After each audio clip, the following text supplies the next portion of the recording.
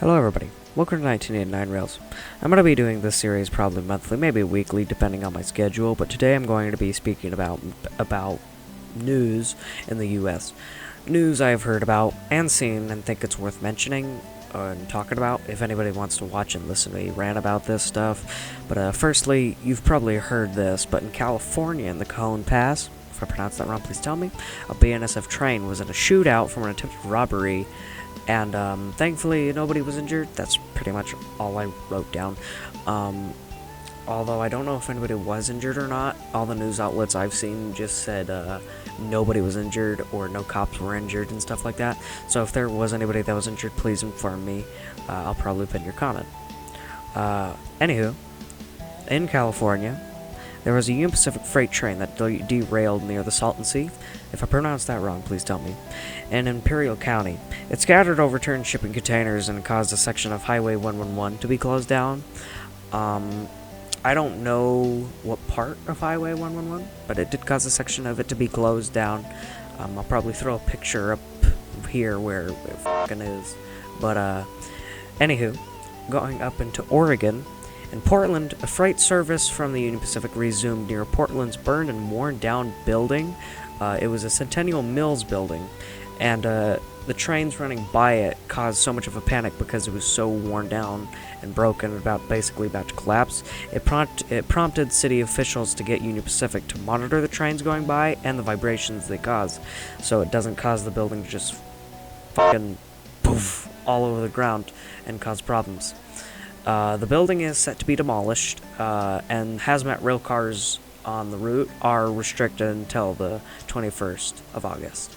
So that's some good news there. In New Mexico, there has been some high wind warnings going out, and just outside the broader Southwest and Midwest corridor, if I'm pronouncing this wrong, please tell me, periphery, I believe it is. If it's not, please tell me. 39 cars of a Union Pacific intermodal train derailed near Lordsburg. And on August 1st, due to high winds and dust storms, with thankfully no injuries reported. Very glad there was no injuries reported. I don't know how injuries will. Maybe falling from your seat in the cab onto the side of the train.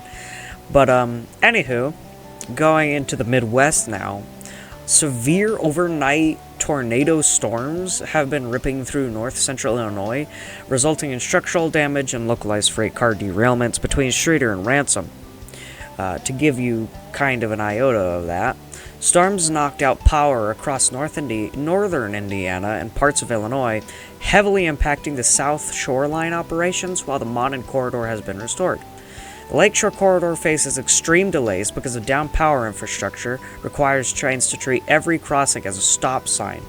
So yeah, that's I feel bad for the people up there in the Midwest, but you know, down here out in this blizzarding heat of Arizona, I don't really have to thankfully go through that problem.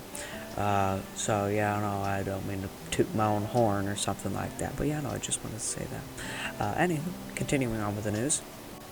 In West Virginia, a CSX freight train originating in Morristown, Indiana, suffered a derailment involving 17 grain cars in South Charleston, West Virginia, causing temporary street blockages and ongoing line clearance operations.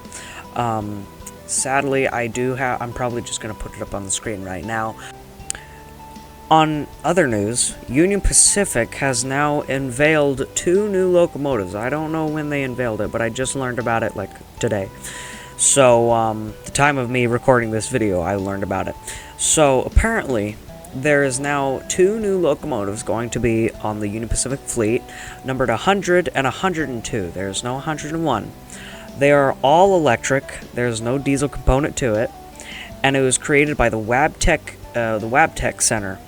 And if you check pictures about it, you can actually see from the from the coast to coast tour of Big Boy 4014.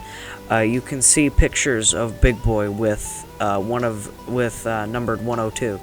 102 is fully painted to be for the Union Pacific Railroad, and 100 is blank and being prepared to be painted.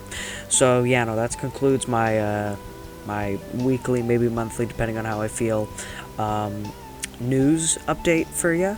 I hope you do enjoy this video and maybe subscribe to it. I had fun creating it. So yeah, see ya.